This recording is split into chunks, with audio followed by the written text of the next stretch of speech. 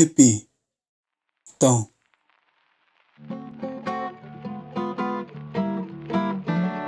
ပင်ကူအိမ်ထဲမှာဆိုဘုရားသခင်ဟာဘယ်တော့မှရင်ကောင်းကိုမျက်နှာသာမပေးဘူးအဲ့ဒီစိတ်ကြောင့်ငါစပင်ရှည်တွေဟာခြေဦးတဲ့ထွက်လာခဲ့တာတမာတိကျင့်စဉ်ဆိုတာဆေးပြားလေးတွေမိရှို့ရတာပဲဖျားဆူးရစေရဲ့ရှိသမျှဖျားဆူဆူကို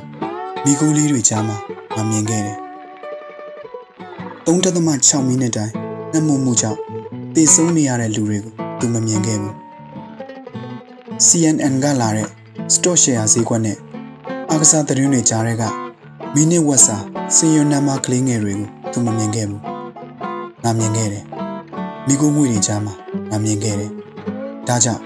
ငါစပင်တွေရှည်လာတာ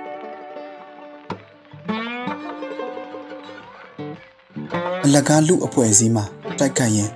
လက်ထဲမှာဓားကန်ရင်တည်ဆုံးနေကြရတယ်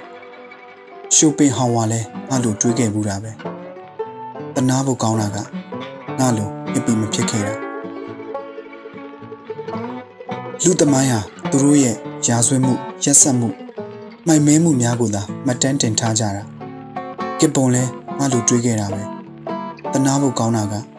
ငါလိုအပီမဖြစ်ခဲ့တာယောနသန်စင်ယောဟာလဲသူတို့အမြင်မှာအပီပဲ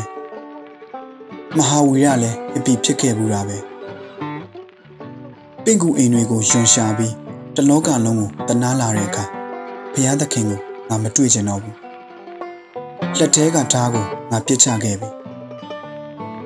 မျက်လုံးတွေနဲ့လိန်ဆက်ဆန်နေမဲ့အစားဆေးပြားတွေကိုမိရှို့ပစ်လိုက်တယ်အဲ့ဒီနေ့ကစပြီးငါအပီဖြစ်လာခဲ့တာ